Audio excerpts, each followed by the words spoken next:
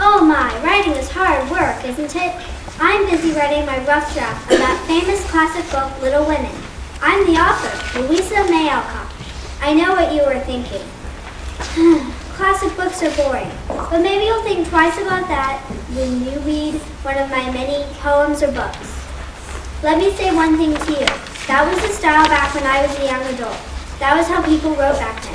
I wrote about my family and my family's sufferings and triumphs. Most of my books concern real things that happened in my life. For example, my sister Lizzie dies of scarlet fever, and so does Beth in Little Women. This book made women all over the country see that they needed rights too. In fact, Little Women was so powerful, they started one of the first protests for women's rights. One of the first things people noticed about me was that I, Emma Edmonds, was one of the 400 risk-taking women to go undercover as, incredibly, a Union soldier in the Civil War.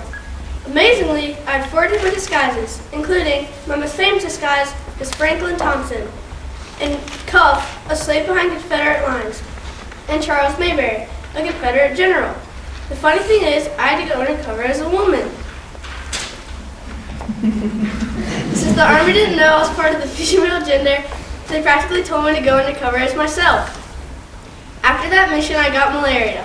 It took me a month and a half to recover, but it seemed like 3 years. Still I, Emma Edmonds, lived the life my father and I wanted me to live, an adventurous one.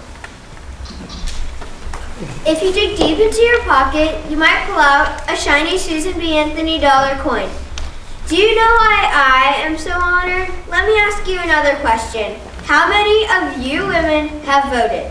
Well, imagine going back about 170 years to the time when women didn't vote.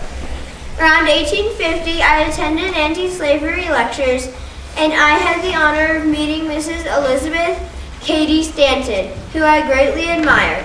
Mrs. Stanton planted the seed in my head of the power to vote. Well, I fought for it. I never gave up and persevered through the snow, bitter wind, and blistering heat. Did I succeed in my quest? We'll ask any woman sitting in this audience for the liberating affirmative answer. Where's that paintbrush of mine? Where'd it go? It's so thin I keep losing it. I, Mary Cassatt, am currently looking for my microscopic paintbrush because I make tiny brushstrokes when I create art, along with big brushstrokes. I use many different colors and textures when I do my paintings. I'm an artist, famous for the way I paint. It's original. I'm known for my paintings of children. One day, my younger niece came over and flung herself in a blue armchair. That's when I got the idea. I stopped painting and started painting one of her. When I was done with that part, I painted another armchair with her dog Wag sitting on top. Nowadays, that's one of my most famous paintings. When people read The Adventures of Tom Sawyer by Mark Twain, they think of me.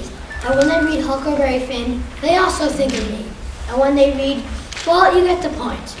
I have received criticism for some of the language I use in my novels, but those people who criticize me used the same words as I did, didn't they? Besides, some of the language was just to make people laugh, and half the people in this world don't even understand sarcasm. I must have done something right because English teachers all over the world love my story. Are you mad, Nelly Bly? Shrieked an orderly at the Blackwell Island Women's Asylum for the Poor, where I pretended to be insane and had myself committed. The conditions at this hospital were horrible. I wrote stories about my experience there for The World, a newspaper in New York City, and in a book I titled 10 Days in a Madhouse. My writings helped improve the conditions for the women in the hospital. My mother raised me to take center stage, and as the first woman investigator reporter, I was able to do just that.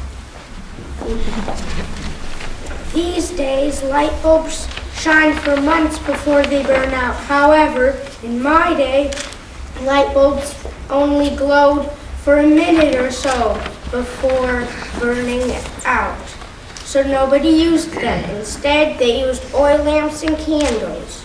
People came to me and said, Thomas Edison, you created the movie camera, phonograph, and even improved the telephone. Why can't you create a more efficient light bulb that doesn't burn out almost immediately. So I did just that, and I'm the reason you can read yourself to sleep at night. I've been at yet another Civil War battlefield, helping the wounded of both the Union and the Confederate soldiers. The soldiers have come to know me, Clara Barton, as someone they can count on to nurse them and give them relief. This trust started long ago in my life, even with animals. As a child, I would talk to them and they could tell I cared about them. I got interested in being a nurse by nursing my older brother to health after a barn accident. I devoted my life to healing others, and I proved old age couldn't stop me either. I was 60 when I started the now prestigious American Red Cross. I have been called a miracle worker, but I am a TEACHER. That is who I am. Despite my own poor vision and hardships, I have helped to free people from darkness through my teaching. Helen Keller once wrote that Annie Sullivan opened the locked gates of her being. I was able to rescue her from her silent night. Tirelessly, I spelled out words using sign language into Helen's small hand. WATER,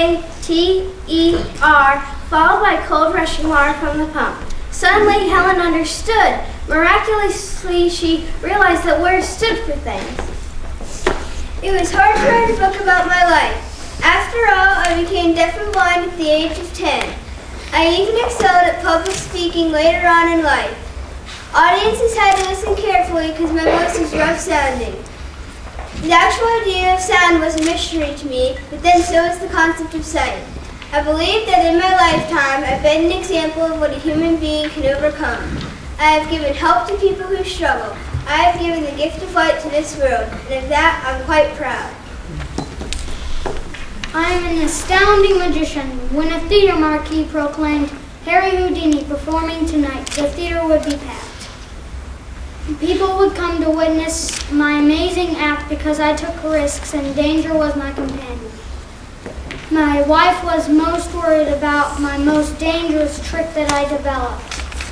In this trick, I would lock my arms and legs with 12 locks and one 7-pound weight holding me down while I jumped in the Charleston River.